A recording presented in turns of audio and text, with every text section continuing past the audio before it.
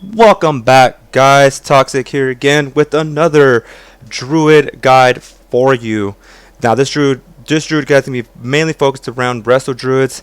And guys, I apologize. I'm gonna try to keep this video as short as I possibly can. There's just so many things that I want to cover on a Resto Druid, but realizing that this is the 5th time that I recorded this, it's really hard to actually do. So I'm going to be breaking this up in 2 parts.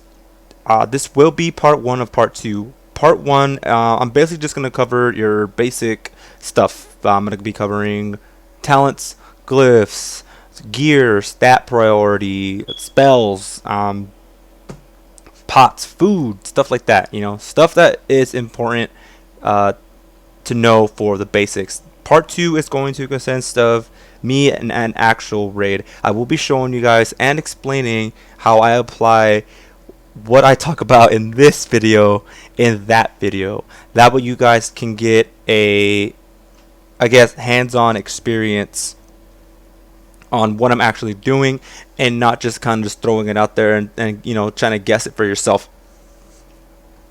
So for part 1, it's just going to be strictly me standing here and the oh so lovely Moonglade, the druid little town, I guess. As you can see, guys, I don't look anything like a druid. I look more like a freaking fire cow. But that's pretty cool. You know, we like to be a little different. If you guys have any questions on my transmog and where I got it, feel free to ask. I do not mind sharing this transmog with anyone because, let's face it, trying to transmog a Tauren druid is not an easy feat. So, yeah, if you guys want to know that, just let me know. But let's just jump in this and start, you know, talking about what you need as a Pharaoh Druid. Now, let's go over, not glyphs, let's go to talents, guys. Let's go to talents first. Okay, level 15, Displacer Beast. Displacer Beast is probably the best talent you can take as a Pharaoh Druid because it gives you a lot more mobility. Feeling Swiftness is good to take as well. It increases your movement speed by 15% at all times. So 50% plus the passive 30% you get in cat form, you know, an additional 40% movement is awesome if you remember to pop cat form while trying to move. I just take the Placer Beast because it's quicker and I still get a 50% increase in speed for 4 seconds. Level 30 Stars Gift is a great passive heal. Heals you for 4% of your maximum health every 5 seconds. If you're at full health, a random nearby injured ally will be healed instead. So this is just a nice passive heal that you do not have to manage. And it actually heals for a lot in a long encounter.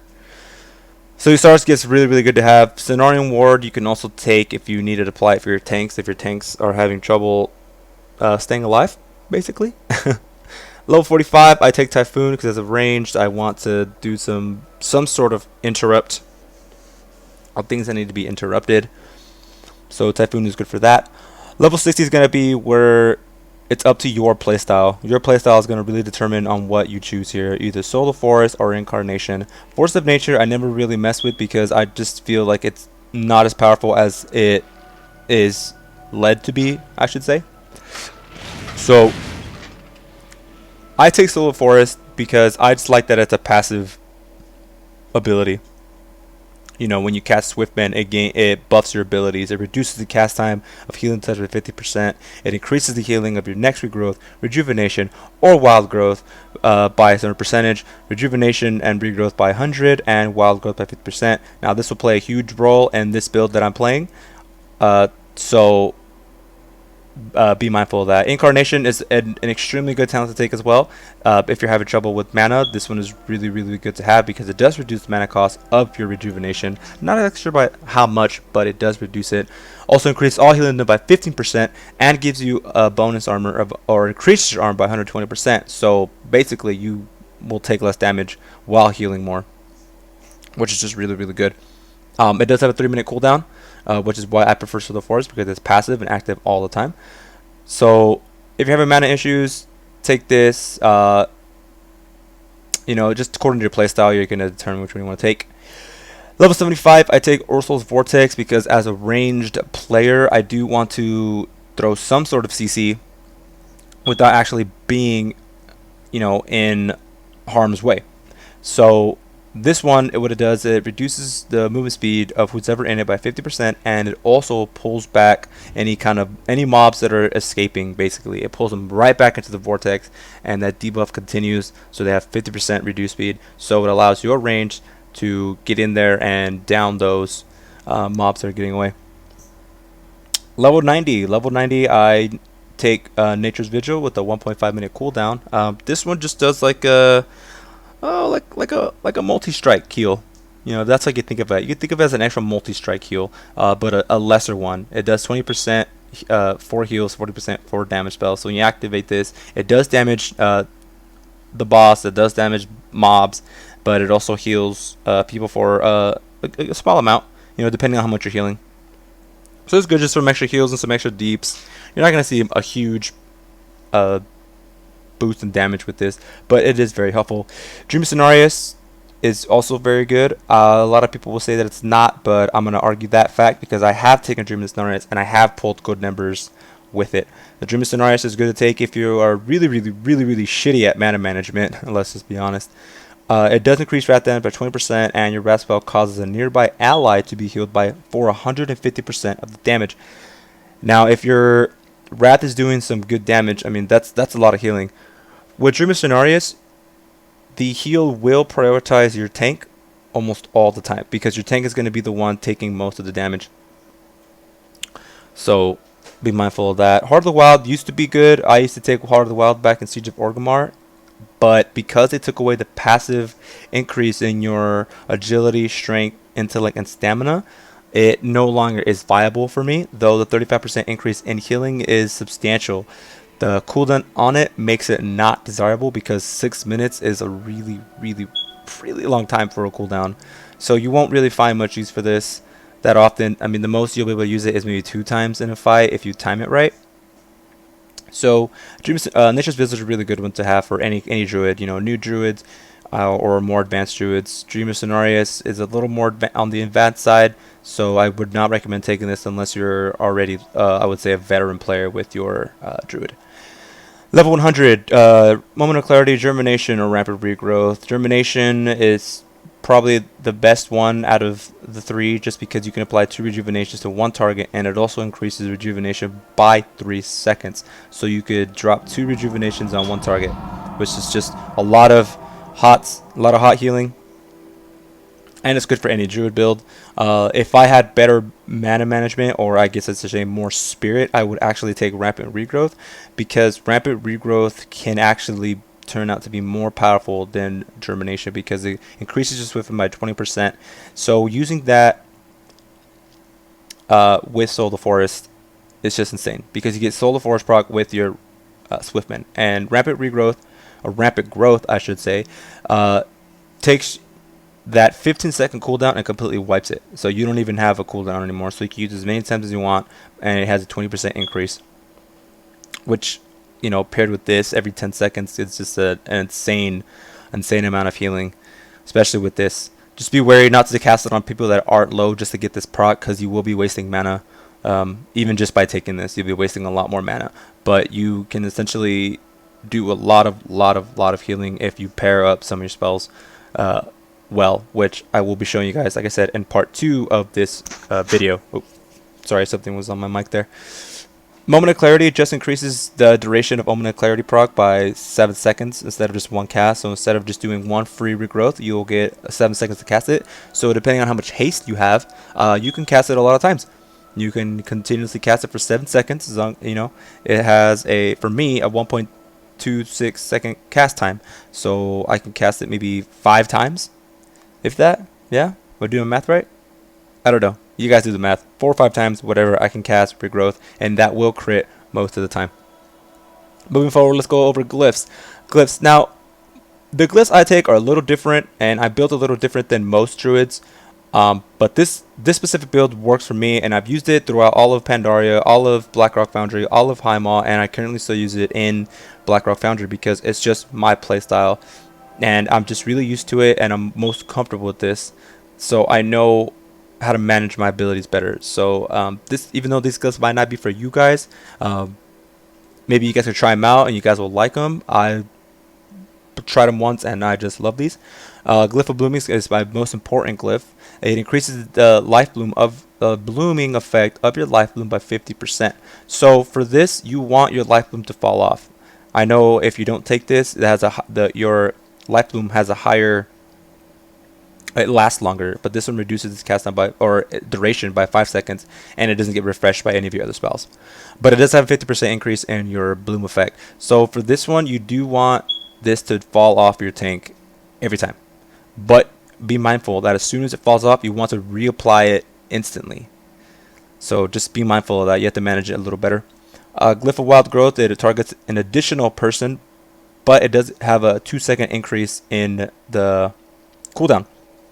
Which, hey, 2 seconds isn't too bad. Every 10 seconds versus 8 seconds isn't that big of a deal, because with this build, you're gonna be wanting to manage your wild growth anyway. So this one is really, really good to have, because that extra person getting hit by a wild growth could save their asses, basically. Glyph of Healing Touch. When you cast Healing Touch, the cooldown on your Nature's Swiftness is reduced by 2 seconds. This is a really good one to have for all you people that use Healing Touch a lot. I find myself using Healing Touch a little bit more than I used to because of this glyph. The 2-second reduction does apply every time you cast a Healing Touch. So as your filler spell, you can cast Healing Touch and potentially reduce this at an enormous rate. You know, I mean, you get Nature's Swiftness every 1 minute. So this reduces it by 2 seconds every time. Now moving forward to gear. The stat priorities did just change recently, from intellect being number 1, followed by haste, then mastery. Then I believe it's multi-strike, versatility, and then crit. I personally have always preferred the mastery build. So if you guys want to build towards more mastery, then this guide is more for you guys. If not, everything I'm saying in this guide still applies. Just note that our stat priority is going to be a little different. So I do go mastery heavy. And you're going to want at least haste and mastery in every slot. If you can't acquire any haste or mastery, go with multi-strike over crit for sure, because it's going to benefit you better than crit. So just do your best. I know it's hard to, optimize your gear with this current content, and I don't know why Blizzard is making that so difficult. But that's just how they are, I guess. I got fortunate enough, and I do have the 2-piece from each set, one from Blackrock Foundry and one from Hellfire. Going over the 2-piece for Blackrock Foundry, my 2-piece allows me to use Swiftman on 3 spells versus 1, so that's where that Glyph of Healing Touch really comes into play.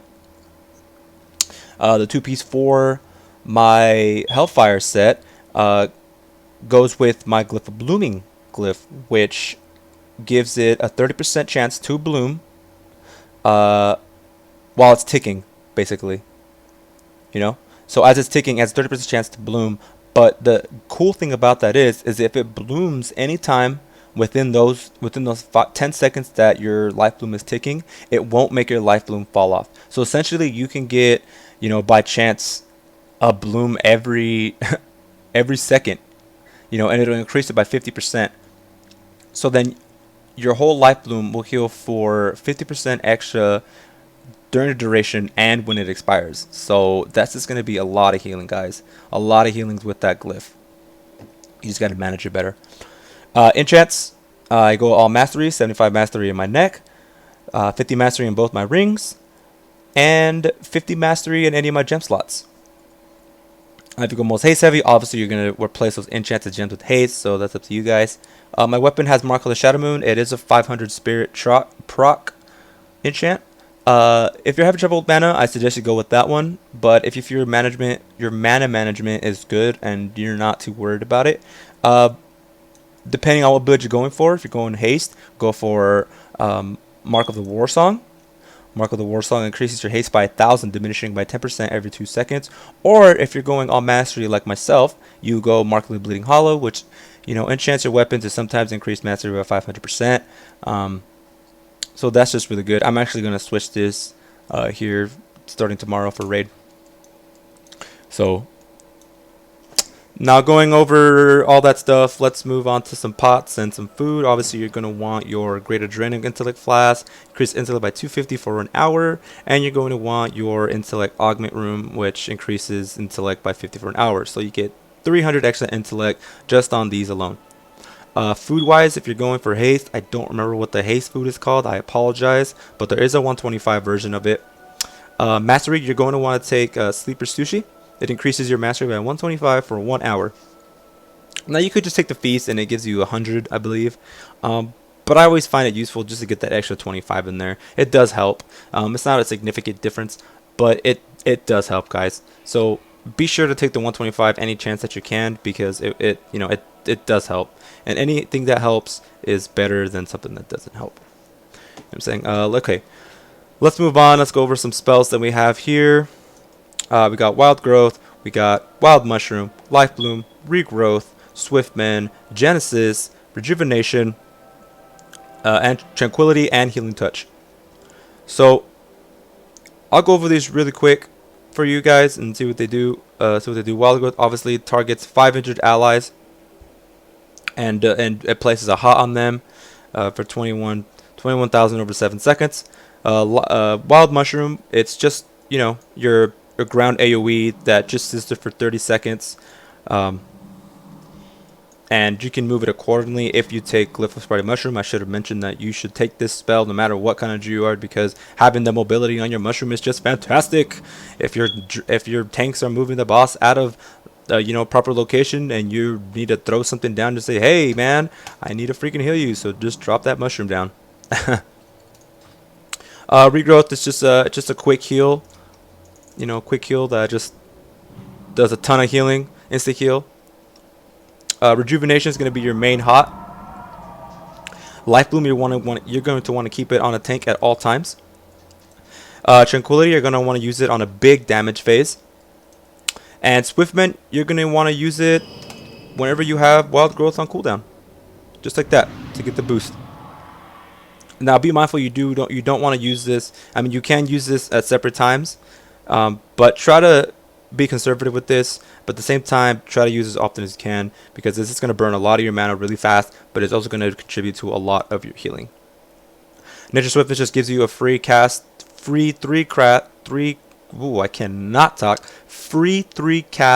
either Regrowth or Healing Touch. I recommend using Healing Touch because Healing Touch is just what would just cooldown of this. Genesis is a very, very, very, very powerful ability. It consumes your rejuvenation effect and basically takes that 18-second time, drops it to 3 seconds, but does all the healing of that rejuvenation. So if rejuvenation were to do 28k, for instance, it'll do that 28k within 3 seconds versus the 18 seconds. So it's a super, super, super fast heal, and it can just save people's lives so quickly. So use this. I don't see very many druids using this, and they should, because it is a fantastic ability, and I love that Blizzard put it in, and I use it very often. I use it especially on the first boss, or the second boss, I should say, of Hellfire Citadel. It really helps with that AoE ability that he has, or that she has, I should say. Go over a macro that I use real quick. I don't use very macros, but this one I do use. It's my Nature Swiftness with my Healing Touch. All it is cast Nature Swiftness, and then cast bracket target equals HB, which is heal bot target Healing Touch. So this would just allow me to use my Healing Touch on anyone here for my heal bot instead of just so it doesn't just cast it on myself. Which I guess I don't really need it because heal bot does it anyway. Going over some add-ons really quick, guys. The only add-ons I use, I don't know why it's not showing up here. I have an add-on called Hermes. Compliments to Livefire, by the way. He's another druid in my guild. It's a very, very, very, very useful add-on that tracks all of your raid members' cooldowns. It could track Smoke Bomb, it could track your Shaman Totems, it could track Tranquilities, all your Holy Priest cooldowns, your Disc Priest cooldowns, whatever cooldowns your healers have, or any kind of active mitigation that there is.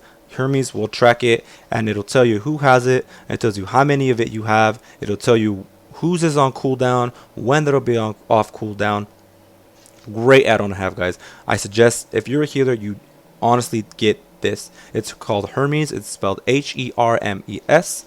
Another add-on I use is Healbot. I know there's plenty of other ones. I'm sure all you guys are familiar with Healbot, but Healbot for me is just my bread and butter because I've been using this Burning Crusade, so I'm most comfortable with it.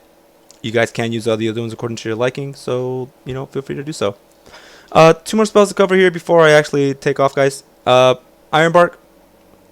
Iron Bark, you want to cast this on your tanks when they are taking heavy damage. It does reduce all their damage taken by 20%, and it increases healing done to that target by 20%. You don't have to. You can drop it on other people if they're about to die. There's nothing wrong with that, but just make sure that you save it for some crucial moments for your tanks, so they don't die. Bark Skin is just like Iron Bark, but it's a self-mitigating damage ability. It does the same effect, reduces all damage taken by 20%, and it has a minute cooldown. So yeah, just make sure you guys utilize all these spells. They're all very, very useful. Like I stated before, this is part 1 of part 2. I was just trying to go quickly over, some of the abilities that a druid has, some of the utilities, some stat priorities, gear, glyphs, talents, all the good stuff that you guys need to know on how to start making a Pharaoh Druid or Resto Druid. I apologize, I can't speak today. There's just too much I want to talk about as a Resto Druid. This is my 5th time recording this, and every one of those videos was like at least 50 minutes long. There's just so much to cover on a Resto Druid because they have so many things to offer and so many different kinds of spells, and just a variety of ways you can play a Resto Druid. So like I said before, this is going to be a 2-part video. This is part 1, just going over the basic needs of what you need as a Resto Druid. Part 2 will be some raid footage, so I can show you guys how to apply everything that I told you in from this video and that video. So yeah, please look forward to that video. It'll go a little more in detail with these spells instead of just that overrun that I did on these, and I will tell you guys the best method, well, my best method, and how I use it to actually utilize all your abilities correctly, and just to give you the most healing output, because big numbers are fun, guys. Big numbers are fun. Overhealing numbers, not so fun. You don't want high overhealing numbers, so you guys want to just time your stuff. So anything I didn't add into this video, I will be adding it to part 2, like I said, so please look forward to that. I will be posting that in the near future, if not right after I post or publish this one, so please look forward to that. If you guys enjoyed the video, if this guide was helpful on getting you started on a Pharaoh Druid, I'm glad it did. Please drop a like, share, subscribe. If you have any questions, go ahead and leave it in the comment section below. I will get back to you guys as soon as I can. So yeah, that's going to be it for me tonight, guys. I will be back with that part 2 for this. So I'll see you then. You guys have a good night.